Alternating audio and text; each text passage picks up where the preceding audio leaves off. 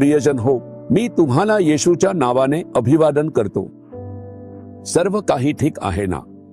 सकाळी उठल्यानंतरही तुम्ही आनंदी आणि उत्साही असायलाच हवे।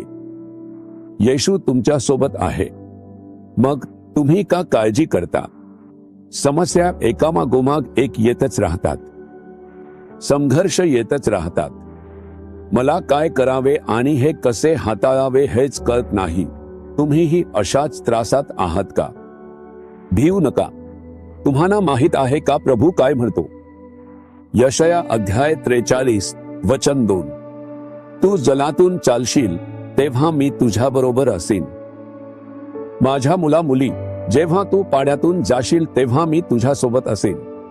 तुला माहिती आहे का ते कशाची आठवण करून देतो?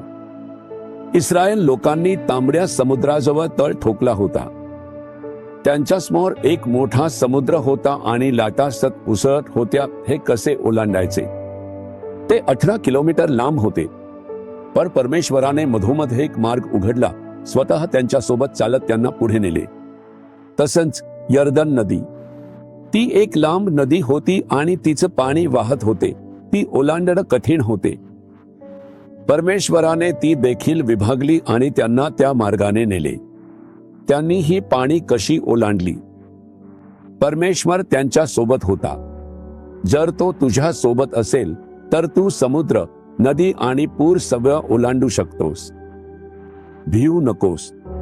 समस्या लाटांसारख्या पुन्हा पुन्हा येतात का? समस्या नदीच्या प्रवाहासारख्या येतात का? परमेश्वर म्हणतो, जेव्हा तू पाण्यातून चालशील तेव्हा मी तुझ्या सोबत असेन। भिऊ नकोस। मुली मुला, तू ते नक्की ओलांडशील। हे कसं ओलांडायचं असं विचारून त्रास करून घेऊ नकोस। त्याचा हात धर आणि चाल। परमेश्वर म्हणतो, तू ते नक्की ओलांडू शकतोस। आनंदाने म्हण, प्रभू, जर तू माझ्या सोबत असशील तर मी पाणी ओलांडू शकतो। मी समुद्र, नदी ओलांडू शकतो। तू मला विजाकडे नेशील, तू रक्षण करशील आणि मार्गदर्शन करशील। आज मी तो चमत्कार पाहणार आहे। येशूच्या नावाने आमेन, आमेन।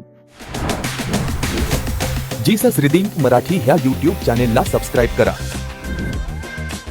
सबस्क्राईब बटनावर क्लिक करा आणि बेल चिन्हावरही क्लिक करा। दररोजच्या नवीन कार्यक्रमांची माहिती मिळवा।